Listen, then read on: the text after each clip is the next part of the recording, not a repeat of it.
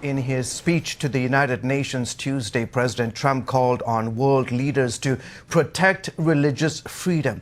He also said Christianity is the most persecuted faith in the world.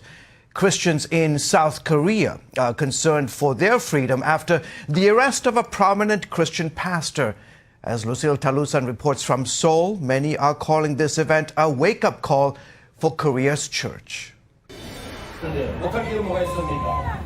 If I am imprisoned, it will prove that Korea is no longer free. Reverend Chan Bo-son made that statement just before entering the police station for a pre-trial hearing on September 8th.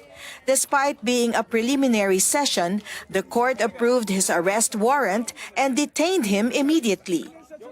Charges against Pastor Son include violating election laws, specifically for interviewing a candidate on issues the government interpreted as illegal campaigning. Authorities cited risk of flight and destroying evidence as the reasons for his detention.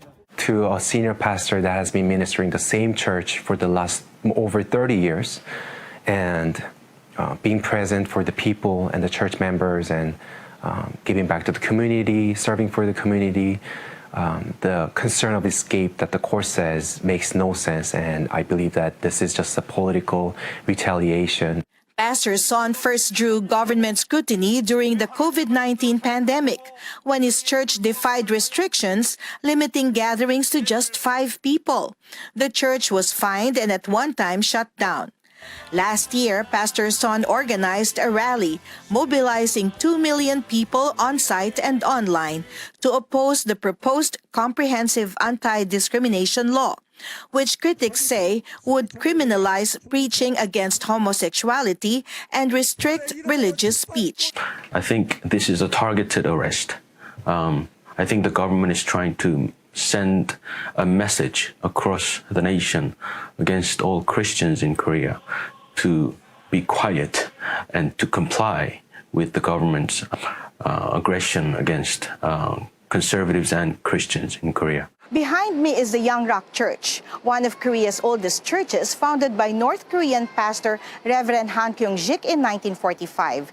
With 150 years of Christian history in Korea, Pastor Son's arrest is seen by many as a wake-up call, not only to defend religious freedom, but to remind the church of its role to protect democracy.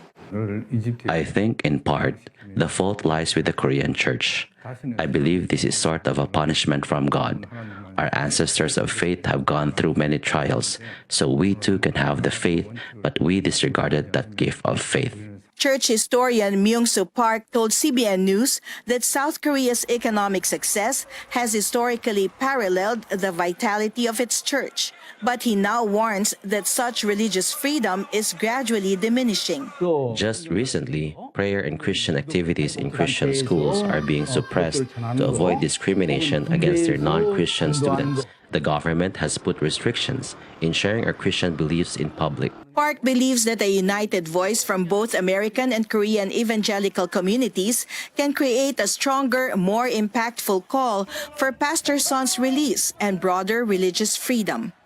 Lucille Talusan, CBN News, Seoul. Thank you, Lucille. And Gordon, imagine this is happening in a country that boasts some of the largest churches today in the world, right? And boasts that it's a free democracy and that they model their freedoms on the United States. Let's get specific on what the accusations are. There's a Public Official Election Act that was passed recently in Korea. There was another one about Educational Autonomy Act. And the violations are 2. One, he made public remarks endorsing and talking about supporting particular candidates for public office. That's what he did. The next thing he did is he had a superintendent, and this is part of the educational autonomy. He had an interview with that superintendent who was standing for office. He had that interview inside the church, and then he took that content and he posted it to YouTube. That's what he did. In the United States, we would call that something that a citizen has a right to do, that you have a right to participate in the political process. You have free speech and freedom of assembly, freedom to petition your government for a redress of wrongs. But here in South Korea, they're saying we want to clamp down on this. It's not permitted for churches to comment on political election. It's not permitted for them to comment on the educational system.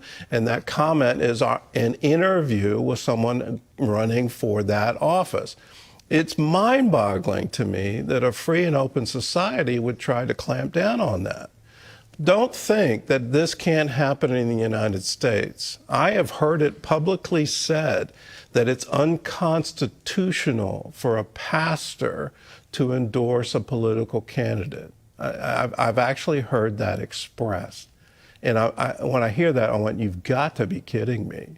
Do you not know the Bill of Rights? You look at the Colorado Baker cases, and he took that all the way to the Supreme Court and won on a First Amendment right of expression that he didn't have to violate his conscience, and they kept coming at him. You know, we have to be aware of what's happening on the so-called progressive left.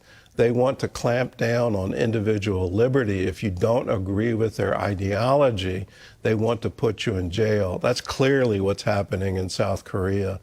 He organized a protest against gay rights, had 2 million people show up in the streets, and now you see the backlash, and he's been in jail. And that's what he's been charged with. Can you imagine? I posted something on YouTube, and that's going to get me in jail.